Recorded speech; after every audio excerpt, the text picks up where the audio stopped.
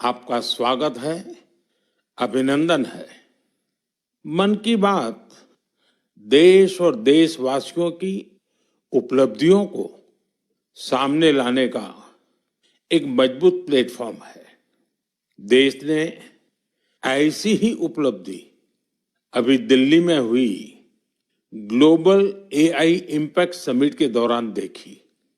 कई देशों के नेता, उद्योग जगत के लीडर्स, इनोवेटर्स और स्टार्टअप सेक्टर से जुड़े लोग एआई इम्पैक्ट समिट के लिए भारत मंडपम में एकत्र हुए। आने वाले समय में एआई की शक्ति का उपयोग दुनिया किस प्रकार करेगी, इस दिशा में यह समिट एक टर्निंग पॉइंट साबित हुई है। साथियों, समिट में मुझे वर्ल्ड लीडर्स और टेक सीईओ से मिलने का भी अवसर मिला। एआई समिट की एग्जीबिशन में मैंने वर्ल्ड लीडर्स को ढेर सारी चीजें दिखाई। मैं दो बातों का विशेष रूप से उल्लेख करना चाहता हूं। समिट में इन दो प्रोडक्ट्स ने दुनिया भर के लीडर्स को बहुत प्रभावित किया। पहला प्रोडक्ट अमूल के बूथ पर था। इसमें बताया गया कि कैसे एआई जानवरों का इलाज करने में हमारी मदद कर रही है और कैसे 24/7 एआई असिस्टेंट की मदद से किसान अपनी डेयरी और जानवर का हिसाब रखते हैं। साथियों, दूसरा प्रोडक्ट हमारी संस्कृति से संबंधित था। दुनिया भर के लीडर्स ये देखकर हैरत में पड़ गए कि कैसे एआई की मदद से हम हमारे प्राचीन ग्रंथों को, हमारे प्राचीन ज्ञान को, हमारी पांडुलिपियों को संरक्षित कर रहे हैं, आज की जनरेशन के अनुरूप ढाल रहे हैं। साथियों, एग्जीबिशन के दौरान डिस्प्ले के लिए सुश्रुत संहिता का चयन किया गया। पहले स्टेप में दिखाया गया कि कैसे टेक्नोलॉजी की मदद से हम पांडुलिपियों की इमेज क्वालिटी सुधार कर उन्हें पढ़ने लायक बना रहे हैं। सेकंड स्टेप में इस इमेज को मशीन के पढ़ने लायक टेक्स्ट में बदला गया। अगले स्टेप में मशीन रीडेबल टेक्स्ट को एक एआई अवतार ने पढ़ा और फिर अगले स्टेप में हमने ये भी दिखाया कि कैसे टेक्नोलॉजी से ये अनमोल भारतीय ज्ञान इंडियन लैंग्वेजेस और विदेशी भाषाओं में ट्रांसलेट किया जा सकता है। भारत के प्राचीन ज्ञान को आधुनिक अवतार के माध्यम से जानने में वर्ल्ड लीडर्स ने बहुत दिलचस्पी दिखाई। साथियों, इस समिट में दुनिया को एआई के क्षेत्र में भारत की अद्भुत क्षमताएं देखने को मिली है। इस दौरान भारत ने 3 made in India AI model भी लॉन्च किए।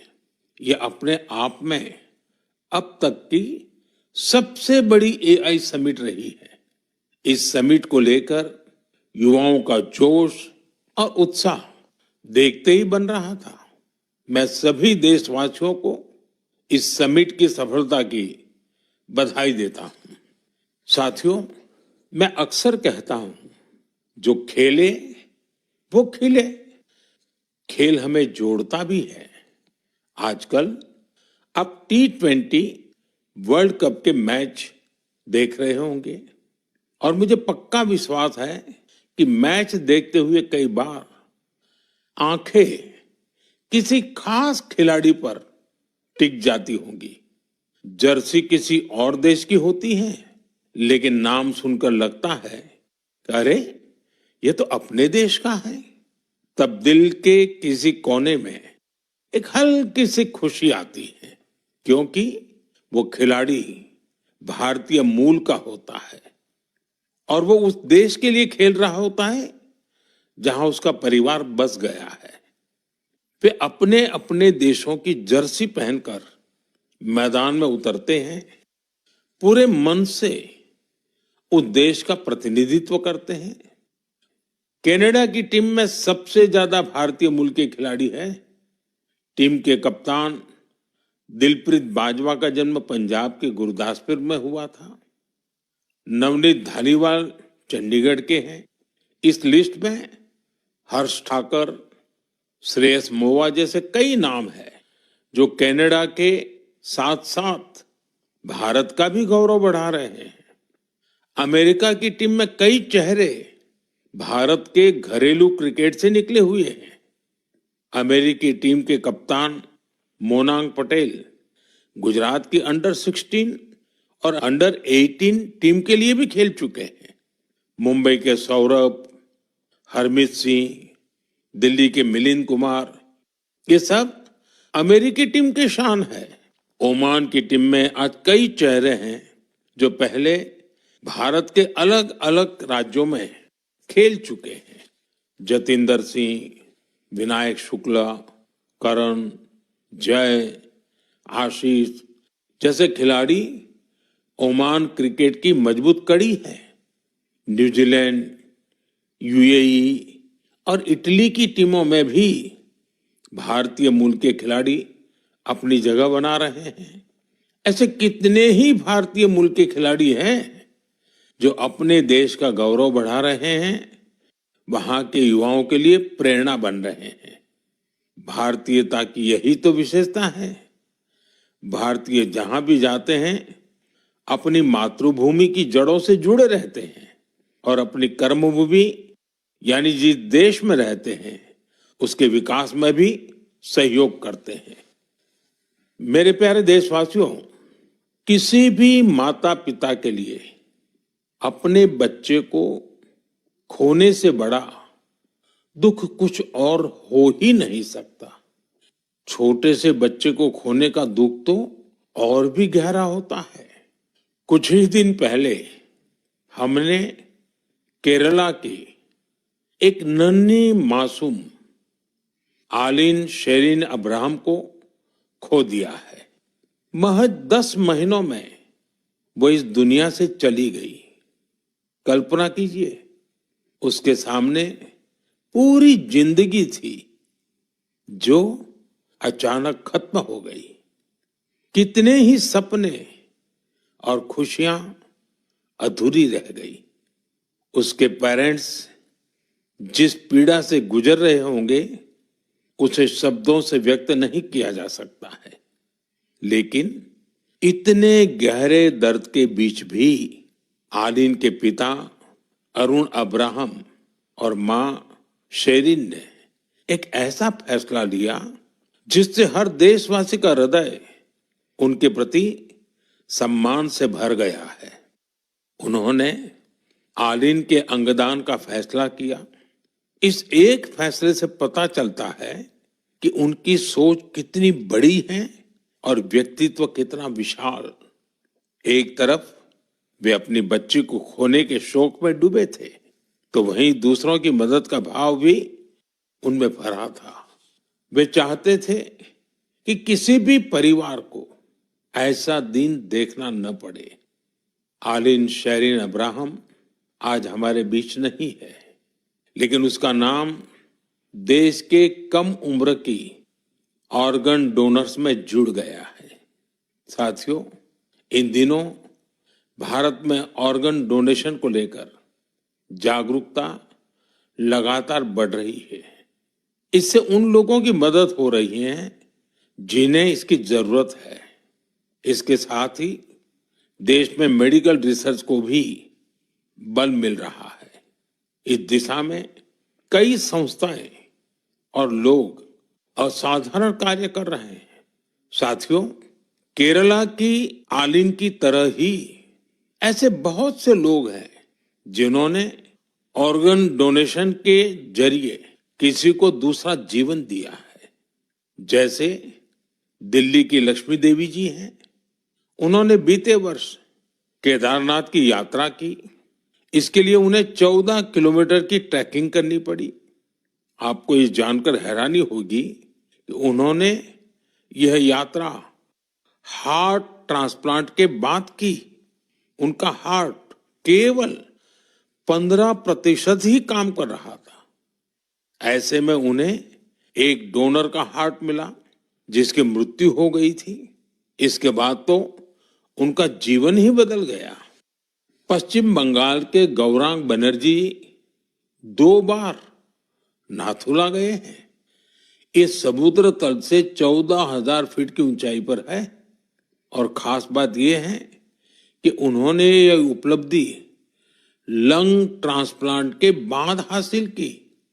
राजस्थान में सीकर के रामदेव सिंह जी को किडनी ट्रांसप्लांट कराना पड़ा था। आज वे स्पोर्टिंग एक्टिविटी में कमाल कर रहे हैं। साथियों, आपको इस तरह के बहुत से प्रेरक उदाहरण देखने को मिल जाएंगे। इससे यह बात फिर साबित होती है कि किसी एक की नेक पहल न जाने कितने लोगों की जिंदगी बदल सकती है। मैं उन सभी लोगों के हृदय से सराहना करता हूं जिन्होंने ऐसे नेक कार्य किए हैं। मेरे प्यारे देशवासियों, आजादी के अमृत महोत्सव के दौरान मैंने लाल किले से पंच प्राणों की बात कही थी। उनमें से एक है गुलामी की मानसिकता से मुक्ति। आज देश गुलामी के प्रतीकों को पीछे छोड़कर भारत की संस्कृति से जुड़ी चीजों को महत्व देने लगा है। इस दिशा में हमारे राष्ट्रपति भवन ने भी एक महत्वपूर्ण कदम उठाया है। कल यानी 23 फरवरी को राष्ट्रपति भवन में राजाजी उत्सव मनाया जाएगा। इस अवसर पर राष्ट्रपति भवन के केंद्रीय प्रांगण में श्री राजगोपालाचारी जी की प्रतिमा का अनावरण किया जाएगा। वे स्वतंत्र भारत के पहले भारतीय गवर्नर जनरल थे। वे उन लोगों में थे जिन्होंने सत्ता को पद की तरह नहीं, सेवा की तरह देखा। सार्वजनिक जीवन में उनका आचरण, आत्मसंयम और स्वतंत्र चिंतन आज भी हमें प्रेरित करता है। दुर्भाग्य से आजादी के बाद भी राष्ट्रपति भवन में ब्रिटिश प्रशासकों की मूर्तियां तो लगी रहने दी गई, लेकिन देश के महान सपूतों को जगह नहीं दी गई। ब्रिटिश आर्किटेक्ट एडविन लुटियंस की प्रतिमा भी राष्ट्रपति भवन में लगी हुई थी। अब इस प्रतिमा के स्थान पर राजाजी की प्रतिमा लगाई जाएगी। राजाजी उत्सव के दौरान राजगोपालाचारी जी पर आधारित प्रदर्शनी भी लगेगी। ये प्रदर्शनी 24 फरवरी से 1 मार्च तक चलेगी। मौका निकालकर आप भी इसे देखने जरूर जाइएगा। मेरे प्यारे देशवासियों, मन की बात में मैंने आपसे डिजिटल अरेस्ट पर विस्तार से बात की है। इसके बाद देश में डिजिटल अरेस्ट और डिजिटल फ्रॉड को लेकर हमारे समाज में काफी जागरूकता आई, लेकिन अभी भी हमारे आसपास ऐसी घटनाएं हो रही हैं जो अक्षम्य है। निर्दोष लोगों को डिजिटल अरेस्ट और फाइनेंशियल फ्रॉड का निशाना बनाया जा रहा है। कई बार पता चलता है कि किसी सीनियर सिटीजन की जीवन भर की कमाई ठग ली गई। कभी किसी उन पैसों की ठगी हो जाती है जो उसने बच्चों की फीस जमा करने के लिए बचाए थे। कारोबारियों से धोखाधड़ी की खबरें भी हमें देखने को मिलती हैं। कोई फोन करता है और कहता है, मैं एक बड़ा अधिकारी हूं, आपको कुछ डिटेल्स शेयर करनी होगी। इसके बाद भोले भाले लोग ऐसा ही कर बैठते हैं। इसलिए आपका सतर्क रहना, जागरूक रहना बेहद जरूरी है। साथियों, आप सभी केवाईसी, नो योर कस्टमर, यानी अपने ग्राहक को जाने, इस प्रोसेस को तो जानते ही होंगे। कभी कभी जब आपसे बैंक से केवाईसी अपडेट या री केवाईसी करवाने के मैसेज आते हैं तो मन में सवाल उठता है मैंने तो पहले ही केवाईसी करवा रखी है, तो ये फिर क्यों? मेरा आपसे आग्रह है, झुंझलाइए नहीं। ये आपके पैसे की सुरक्षा के लिए ही है। हम सभी जानते हैं कि आजकल पेंशन, सब्सिडी, बीमा, यूपीआई सब कुछ बैंक खाते से जुड़ा है। इसी वजह से बैंक समय समय पर री केवाईसी करते हैं ताकि आपका बैंक अकाउंट सुरक्षित रहे। हाँ, इसमें भी आपको एक बात याद रखनी है, जो अपराधी हैं वो फर्जी कॉल करते हैं, एसएमएस और लिंक भेजते हैं। इसलिए हमें सतर्क रहना है और ऐसे धोखेबाजों के झांसे में नहीं आना है। केवाईसी या री केवाईसी केवल अपने बैंक की शाखा या आधिकारिक ऐप और ऑथोराइज मीडियम से ही कराएं। ओटीपी, आधार नंबर या बैंक खाते संबंधी जानकारी किसी को भी न दें। और सबसे अहम बात, अपने पासवर्ड को समय समय पर जरूर बदलते रहें। जैसे हर मौसम के साथ खान पान बदल जाता है, पहनावा भी बदल जाता है, वैसे ही नियम बना लीजिए कि हर कुछ दिन में आपको अपना पासवर्ड भी बदल लेना है।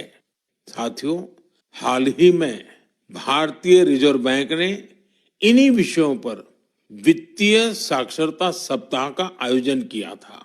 वित्तीय साक्षरता का यह अभियान अब पूरे वर्ष जारी रहेगा। इसलिए भारतीय रिजर्व बैंक के मैसेज का ध्यान रखें और अपनी केवाईसी अपडेटेड रखें। याद रखिए, सही केवाईसी, समय पर री केवाईसी, करे खाता सुरक्षित, बने सशक्त नागरिक, क्योंकि सशक्त नागरिकों से ही बनता है मजबूत और आत्मनिर्भर भारत। मेरे प्यारे देशवासियों, हमारे किसान केवल अन्नदाता नहीं है, वे धरती के सच्चे साधक हैं। मिट्टी को सोना बनाना क्या होता है, ये कोई हमारे किसानों से सीखे।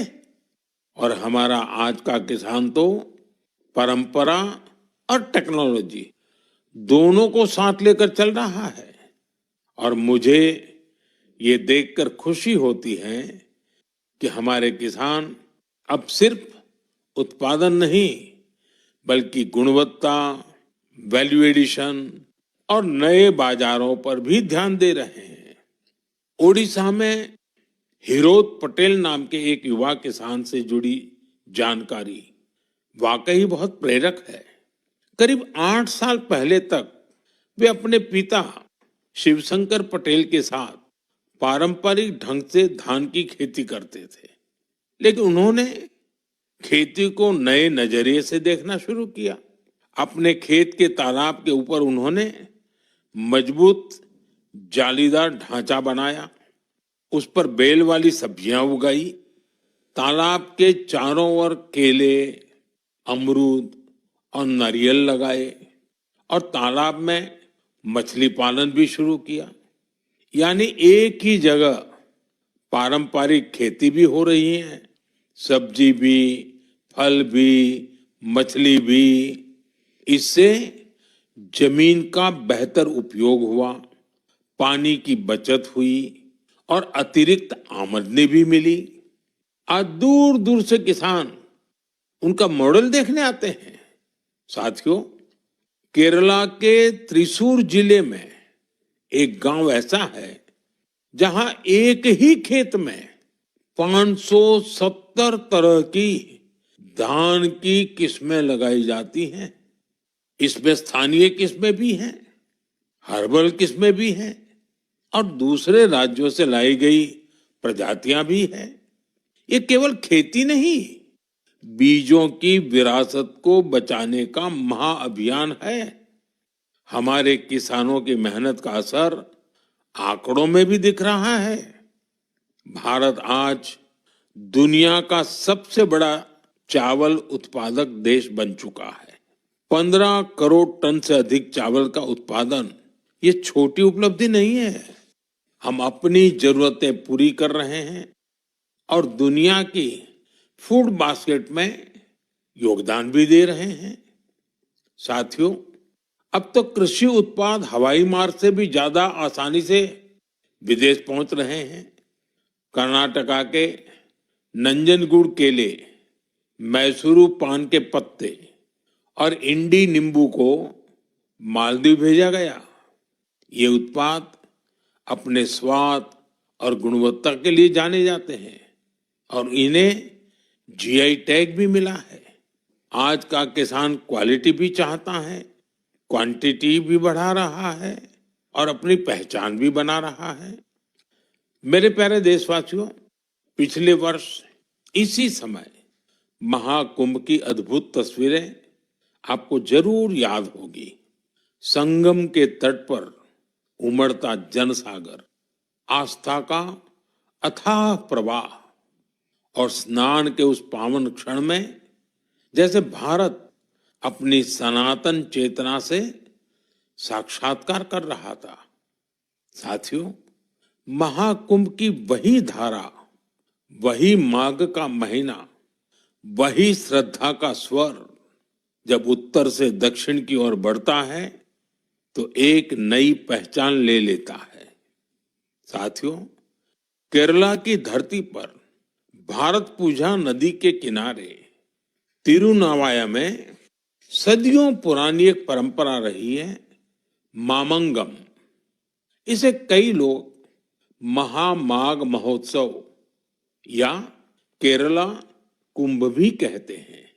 माघ के महीने में पवित्र नदी में स्नान और उस क्षण को जीवन का अमिट स्मरण बना लेना, यह इसकी आत्मा है। समय के साथ यह परंपरा जैसे ओझल हो गई थी। करीब 250 वर्षों तक यह आयोजन उसी भव्यता में नहीं हुआ था जैसे पहले हुआ करता था। लेकिन आज अपनी विरासत को फिर से पहचान रहे हमारे देश में इतिहास ने फिर करवट ली है। इस बार बिना किसी बड़ी घोषणा के केरला कुंभ का सफल आयोजन हुआ। लोगों ने इसके बारे में एक ने दूसरे को बताया, कानों कान बात पहुंचती गई और देखते ही देखते श्रद्धालु तिरुनावाया पहुंचने लगे। साथियों, महाकुंभ हो या केरला कुंभ, ये केवल स्नान का पर्व नहीं है, यह स्मृति का जागरण है, यह संस्कृति का पुनर्स्मरण है।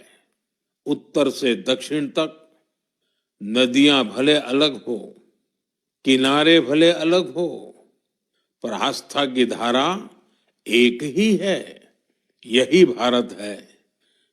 साथियों, हमारे देश में ऐसे लोग हमेशा जनता के दिलों में बसे रहते हैं, जिन्होंने समाज के कल्याण के लिए काम किया होता है, जिन्होंने अपने नेक कार्यों में जनता को प्राथमिकता दी होती है।